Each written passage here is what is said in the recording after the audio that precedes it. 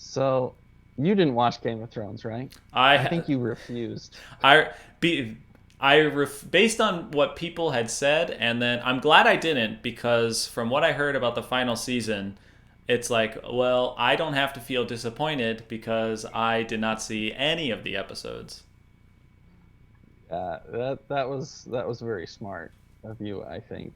Um, I guess I think you can tell. I think almost every single episode I've talked about some type of fantasy thing, but for me, the fantasy world is like an escape, and it's almost uh,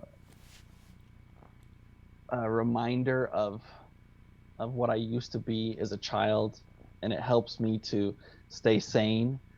And so when I see these cool stories about even where we could possibly have connected to it in some way, I was super disappointed with Game of Thrones, but then I saw this article about these huge wolves that we have found out that now existed.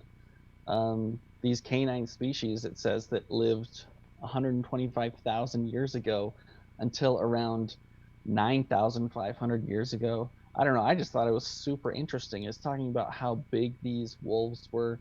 And the dire wolves in Game of Thrones were these wolves that the Stark family found. I mean, dire wolves were common in the north, which is if you haven't seen Game of Thrones, you're not gonna know what I'm talking about. But I don't know. For me, it's just really cool to go into an article and get some connection Mm. to where, oh wow, this is not just fantasy per se. Like this really happened. So for me, it's really cool to see those type of articles, especially right now when there's so much negativity.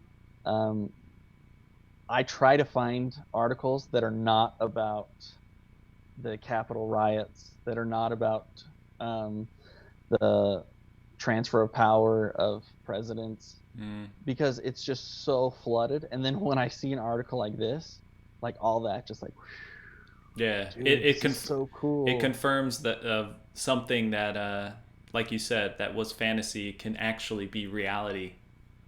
Yeah, yeah. That is kind of I cool. think I know with the ice cap, the only silver lining of the ice caps melting and global warming is finding all these like weird creatures and like Yeah, bacteria and stuff from the past.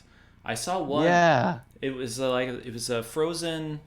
Oh, I forgot what it was, but it was a frozen calf of some kind. But it was like it was immaculate. Like you could still see the shape of the head, and it's like it's so amazing I to see that saw kind of that stuff. too. Yeah. Yeah, like you said, it's really sad that we're finding that because the ice caps are melting. But still, I think it is important to still find some positivity just to help you, like I said, stay sane. Mm. And yeah, when I see cool scientific discoveries, I mean, this isn't a big scientific discovery, but it's just, I don't know, it brings me back to those younger days where I'm like, oh yeah, if I lived like 10,000 years ago, maybe I could have had this like awesome dire wolf Mm. companion. Well, it probably would have eaten me, but whatever. Yeah. I wonder why 9,500 years ago they suddenly just disappeared. Like, could you imagine if they were still around? They would be crazy. Dude, yeah. We just have them I in I zoos.